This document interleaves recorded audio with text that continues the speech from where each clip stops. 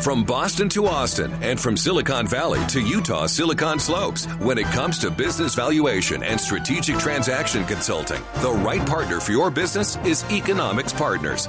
Just like any great team, Economics Partners is unified in delivering excellence and high-quality work product. You'll love talking with financial experts who understand both the details and the big picture. When your company needs a business valuation or evaluate strategic alternatives, partner up with Economics Partners. Go to econpartners.com to learn more. econpartners.com. Go Cougs! Hot Tub Factory Outlet is now open in Draper. Don't wait months for your hot tub. Get it now. Enjoy that outdoor deep soaking experience you've been thinking about all year. Whether you have limited space or lots of room, you can have that relaxation you've been wanting today. Shop Utah's newest selection of Viking hot tubs. They're all on display at the beautiful new showroom. Best pricing in Utah and no wait time while supplies last. Hot Tub Factory Outlets at hottubfactoryoutlets.com. Dave and Dejanovic.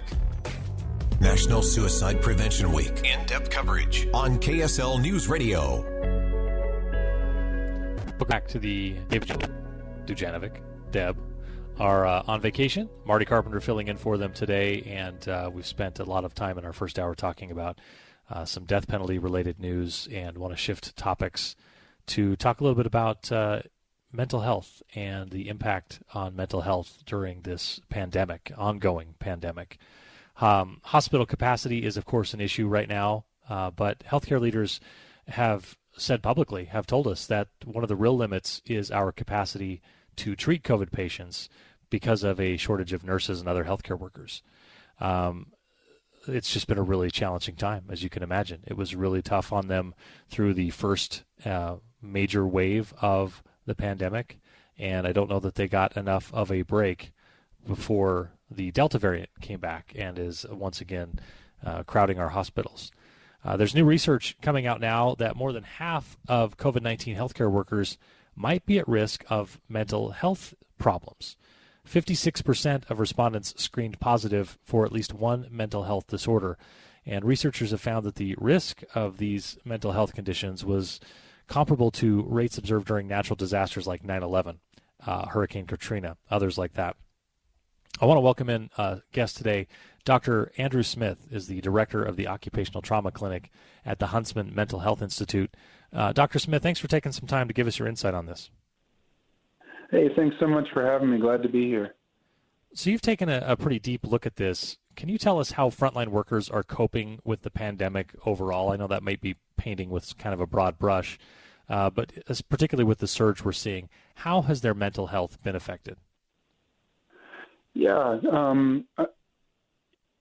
well, I think you started with a really important summary, and that is responding to the current Delta variant associated increases in hospitalizations and infection rates has been demoralizing in many ways for healthcare workers who I think were, based on our data, we're hoping, at least in our last assessment point in May of 2021, most recent assessment point, we're mostly getting back on track from a mental health standpoint and ready to move forward into the post-pandemic phase, which is how we had started talking about it culturally, even during that time politically. And this Delta variant has sort of added salt to a wound that wasn't quite closed yet. Right. And that's what we're really seeing. What are hospitals doing right now? Not that I think any of us want to pile on. Hospitals are obviously busy enough. Healthcare workers are busy enough. But what are healthcare companies or employers of these healthcare workers doing to monitor the mental health of their workers and to give them some relief? Or is there anything that they're doing right now to sort of keep track of how this is progressing, how it's impacting those workers? Yeah, so I think monitoring is really difficult during a disaster. Most of our data historically so I'll start by saying that it's a real challenge to monitor people who are on the front lines of dealing with a disaster. Yeah, it's kind of like monitoring. How's the fireman doing while the fire's going on, and he's putting out the fire. Exactly. Right? Yeah, that's a really good analog. In 9/11, for example, or Hurricane Katrina, which we have lots of studies came out of those events. We collected data starting a month after those events in many cases, at best, and so.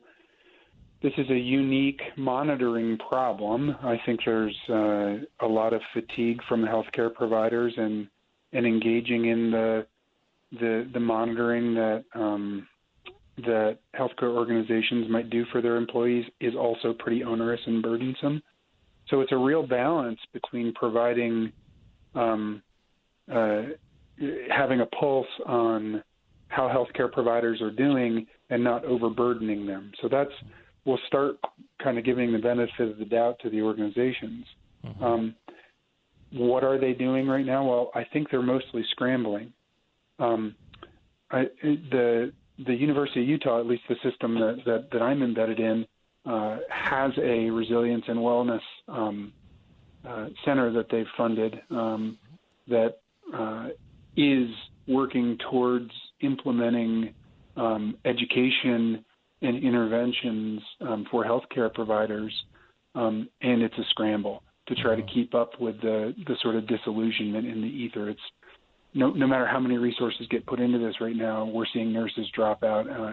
Part of this is a losing battle, and part of this is stopping the bleeding in a sense. Yeah. But the disillusionment problem, the being bathed in an event for this long of a period of time, is something that we have not really seen before, and it's not hyperbolic to say that this is unprecedented. Dr. Smith, a lot of people listening may not be healthcare workers themselves, but I think so many of us in Utah have relatives, family members, friends who are in that field and are working on this effort right now. What are some of the signs that we should look for in those people, in these healthcare workers, when it comes to mental health, and what are some things that we should do to help those who may be struggling? Yeah, so signs. We think in my clinic, in my program of research about mental health vital signs. And we've got a really good understanding of what those look like. They look like sleep and alcohol use, anger management, relationship dysfunction and isolation. These are all sort of pressure points. Reduction in interest in engaging in life outside of work. So, for example, I'm really into cycling, and I've entirely stopped cycling even in my free time. That would be a warning sign. Mm-hmm. So these are warning signs that we would want to look out for in our friends and family members who are on the front lines of this. What can we do about that? Well, there are some really practical things to be done around sleep and alcohol use related to harm reduction and sleep hygiene. Seeking out health psychology-based therapy. You know, if you're here local and you work for the University of Utah, the Resiliency Center is a really good resource. Huntsman Mental Health Institute is a really good resource to accessing therapy. Sometimes medications are warranted. What can we do at a larger scale? Well, I think some of the disillusionment for healthcare providers that's creating this sort of new wave of burnout and sort of giving up when one's mental health is on the line has to do with the difficult circumstances that one observes, a healthcare provider observes when they see fellow citizens not wearing masks and choosing not to be vaccinated. So what's one of the best things that we can do? And in a totally apolitical sense, wear masks and get vaccinated if you care about these folks. Mm-hmm. Yeah, the easiest thing to do is, not just to help them through a tough time, but let's eliminate the tough time. Let's give them some relief on the number of cases that they're seeing. Yeah, let's decide that we're tired of this pandemic and tired enough to give up some of our, individual perspectives for the greater good, which is masking and vaccinating. We know that those things are really important, and I've been really careful throughout the pandemic as I've been interviewed and been studying this to be generous in the ways of thinking about those things. And right now, I think it's clear that the Delta variant spread has a lot to do with non-adherence to the safety guidelines that have been put in the world. Yeah. I think people are tired also of social distancing and these other things, and I understand that too. So it's a balance, but wearing masks and vaccinating are the best things that we can do. Yeah. Dr. Andrew Smith, the director of the Occupational Trauma Clinic at the Huntsman Mental Health Institute, thanks so much for taking some time and sharing your expertise with us this morning. Thank you for having me. Yeah. Really concerning when we talk about the mental health of our healthcare workers, not only because we certainly rely on them to be at their best, and that is tough to do when you are mentally worn down. And I think, like in all things, this is not just a matter of, okay, let's say we get this all under control within the next 3 to 6 months and we get the Delta variant taken care of to some extent and they'll just feel better. There are probably some ongoing long-term effects that will come from this, and it takes time for human beings to decompress from this type of stress. We're sort of built to take on stressful situations in the short term, but over 18 months, 2 years, it really has a long impact on us, and we'll have to be mindful of that going forward. We'll have to get in a break right now. When we come back, we're going to shift gears a bit and talk with a BYU business professor about this idea of strategic risk. So many businesses and organizations really of all kind, even individuals, have to calculate each day how much risk they're willing to take in any number of scenarios. So we're going to bring in a BYU professor who is an expert and has written a book regarding strategic risk and strategic risk management and what that means for our economy going forward. We'll be back to talk with Tim right after this.